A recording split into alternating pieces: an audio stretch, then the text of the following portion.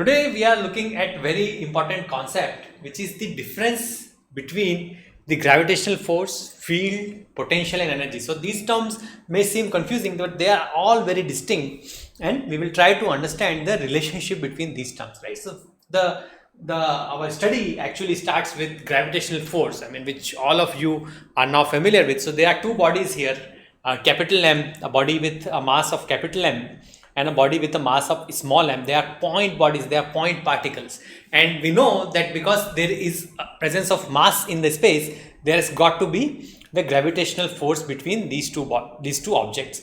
So if we take the unit vector to be in this direction, in the direction from capital M to the small m, okay, so this is the direction, right? Force always, it's a vector quantity, so definitely it will have direction. Is not surprising, okay? And what is the direction of this gravitational force? Okay, that is what we are coming to.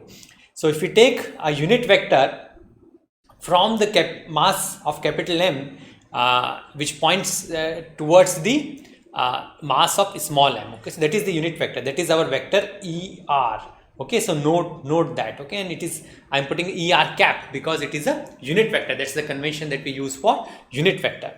Then the force of gravitation on the body of mass m, small m, okay, note, okay? So now we are talking about the force of gravitation on this body is given as minus g m upon r squared, where r is the distance between these two bodies, ER cap, okay? So the direction of the force on this object of mass small m is opposite to this unit vector, which goes from the mass of large m towards small m. It is opposite. And how do we denote that opposite? By putting a negative sign here, okay? So hopefully things are very clear. This convention, it should be very clear, because if it is not this vector convention, then we will end up having trouble later on when we start doing integration and differentiation based on this gravitation. So that is the force of gravitation, that is the gravitational force on this object, on this small m. Now let's talk about the gravitational field which is experienced by this object, okay? Gravitational field at this point. Now we are talking about the gravitational field. We call it Eg, okay? That is the gravitational field. Again, field is a vector quantity, and this gravitational field Eg, okay? So force is also a vector quantity, and we should not forget to denote that. Now this Eg is also the vector quantity, and this is the force experienced by a unit mass. What does it mean? It means that we divide the force by m, okay? And if we do that, this will come out to be minus gm upon r squared, and of course this ER also appears here, this unit vector, in the direction from m to m, the large m to small m. That would also appear here. So that is the that is the gravitational field due to the mass m, due to this mass at this point, okay? Let's call this point B, okay? So then this is A.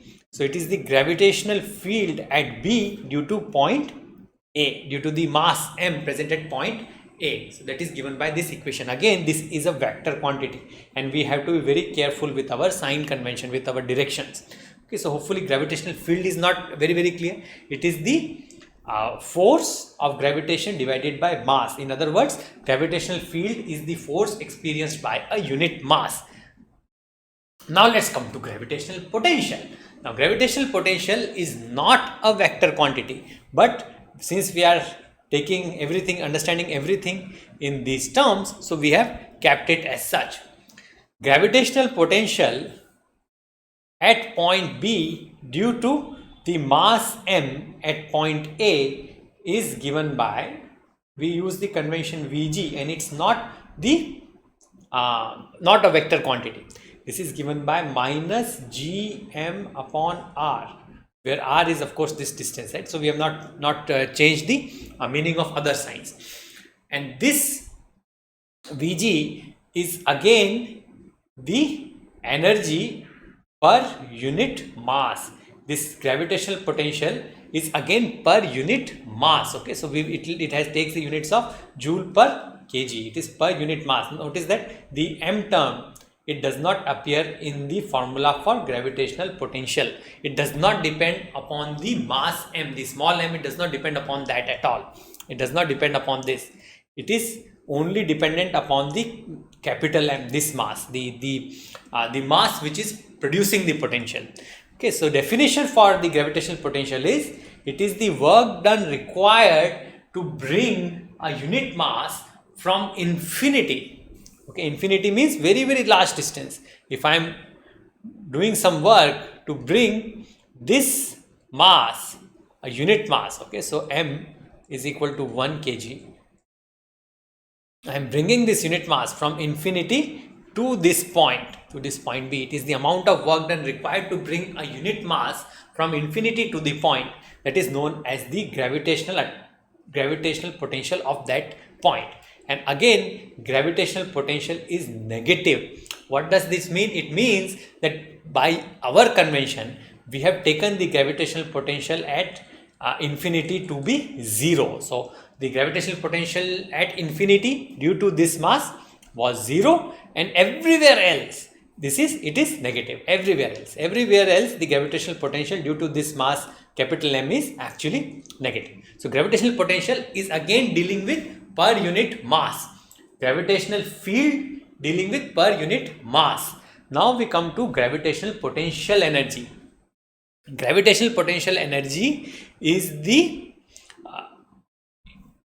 amount of work done required to bring a mass m. Okay, now it is not now we are not talking about the m unit mass. Okay, so it is the amount of work done required to bring a mass m from infinity to that point, and that is the potential energy of that object due to the gravitational field. Okay, so our object is this one with a small mass m.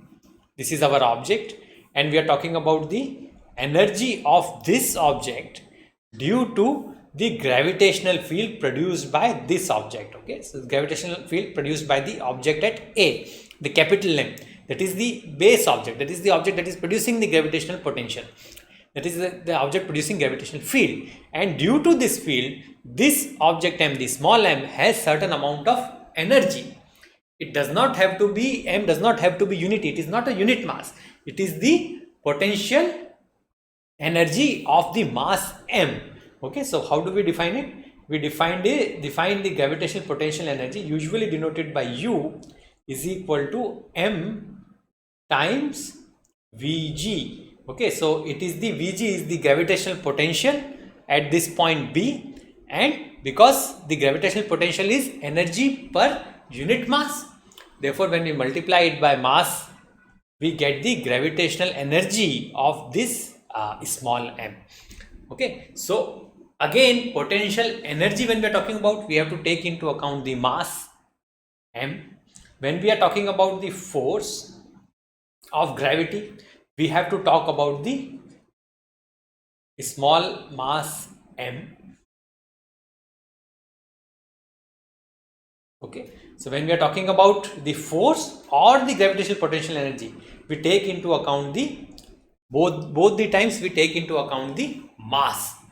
When we are talking about the field and the gravitational potential, which is this one, when we talk about either the gravitational potential, not the potential energy, only the gravitational potential, or when we talk about Eg, which is the gravitational field, when we talk about those two things, we are taking the mass to be 1. It is the unit mass.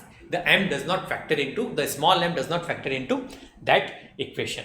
So hopefully things are clear. If you have doubts or concerns, see, this is a little bit of confusing topic. So go through this class again. If you still have doubts or questions, definitely put in the comment section below. We'll put up another class offering more clarifications. Thank you.